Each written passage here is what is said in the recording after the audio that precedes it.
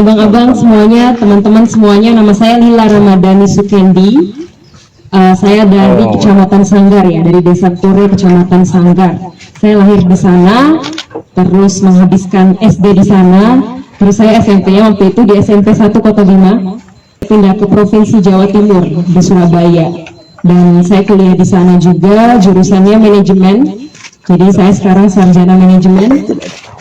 Lalu setelah itu bekerja juga awal di Surabaya, bekerja di konsultan pendidikan. Jadi tugas saya waktu itu mengirimkan mahasiswa Indonesia ke luar negeri. Itu pekerjaan pertama saya. Terus pekerjaan saya yang kedua sekarang, yang masih sekarang, menyelesaikan masalah sosial dan lingkungan di Indonesia di salah satu organisasi namanya Social Innovation Acceleration Program. Jadi kami mengakselerasi inovasi di seluruh Indonesia. Kemarin kami mengakselerasi inovasi resiko banjir di Semarang, terus ada pencarian air bersih di Makassar, pendidikan anak muda di Maluku, lalu ada apa lagi ya, mengolah sampah di satu pulau di Bandar Lampung, terus di Bali kami mengelola persampahan di daerah-daerah pariwisata di Bali. Lalu ya cukup banyak seharusnya, tapi saya tidak bisa sebutkan satu persatu. Jadi saya suka memecahkan masalah itu. Tapi kalau saya sukanya menyelesaikan masalah sosial dan juga masalah lingkungan. Luar biasa. Dulu sempat kepikiran, wah, melihat ada yang sering dengar Greta Thunberg nggak, anak kecil yang aktivis krisis iklim itu. Nah, saya ngerasa terinspirasi tuh sama anak kecil ini yang umurnya belasan tahun.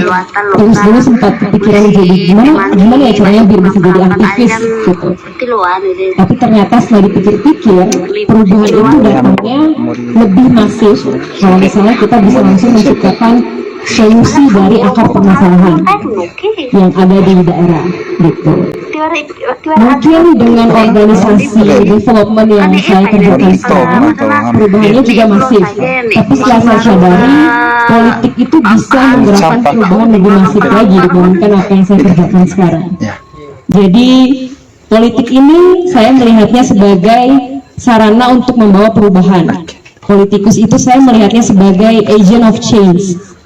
Jadi bukan hanya sekedar power, terus authority, terus apa ya, pride. Tapi menurut saya politik itu legacy yang harus diturunkan secara turun-menurun. Maksudnya perubahannya yang harus diturunkan secara turun-menurun, yang harus diberikan ke dampak di daerah sekitarnya. Dan juga yang paling penting menurut saya politik adalah salah satu senjata yang bisa digunakan untuk membawa perubahan agar bisa lebih masif lagi.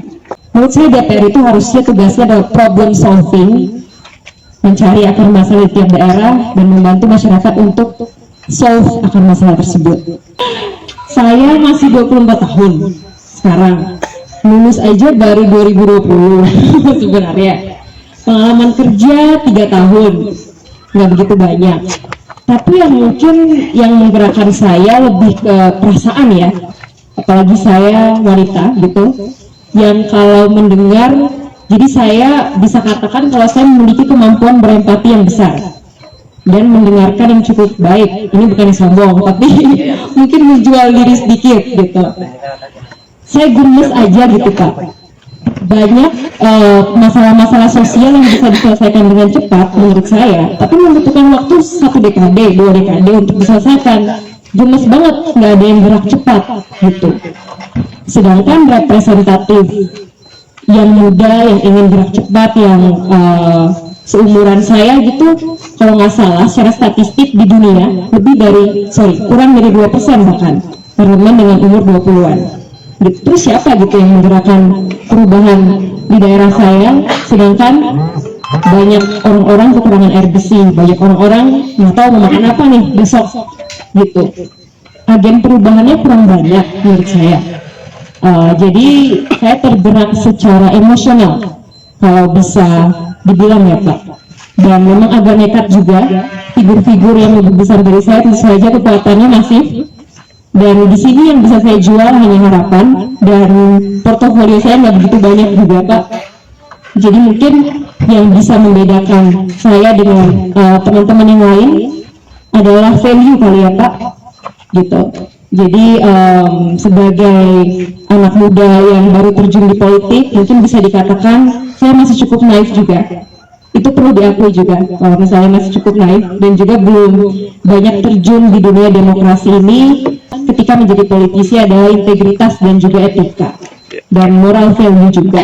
Karena ya gimana lagi kalau tanpa ketiga hal itu politisi bakal menggunakan powernya dengan tanpa berpikir panjang gitu Pak. Gitu. Jadi saya ingin membawa tren baru di dunia politik di Bima, kalau perubahan bisa dilakukan dengan cepat jika kita bisa melakukannya dengan baik, dan politik juga bisa dilakukan dengan integritas, etika dan juga moral yang baik gitu. Politikus juga harus lebih lebih memiliki human value, jadi bukan hanya robot yang mengikuti perintah dari atasan, tapi harus mempunyai isu-isu yang ingin diangkat sendiri, punya keinginan dan punya visi secara jangka panjang. Kalau misalnya semua orang memilih pakai politik uang, anak muda nggak ada yang berani masuk politik juga, karena emang nggak masuk akal. Anak muda 25 tahun mana gitu yang punya kos besar itu untuk masuk politik kan susah banget, itu sangat susah untuk dilakukan lah. Gitu. Jadi kita bisa mulai dari hal yang simpel, mengajarkan ke teman-teman kita politik itu sedekat harga mie instan. Jadi kalau kamu salah pilih permen, salah pilih kebijakan juga, nanti ujung-ujungnya kita makan apa, karena harga mie instan bisa naik kali lipat.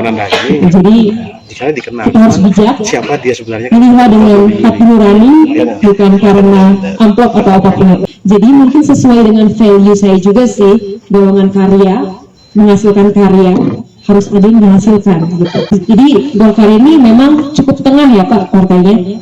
Jadi fleksibel dan juga memberikan saya ruang untuk berkarya tanpa harus membatasi ideologi saya. Dan cocok banget untuk saya juga yang sedang membentuk jati diri politik saya seperti apa nih. Gitu. Tidak menutup kemungkinan ada partai lain yang lebih cocok, tapi untuk sekarang, di usia saya yang sekarang, saya rasa yang paling cocok Golkar juga sih. Terlepas dari history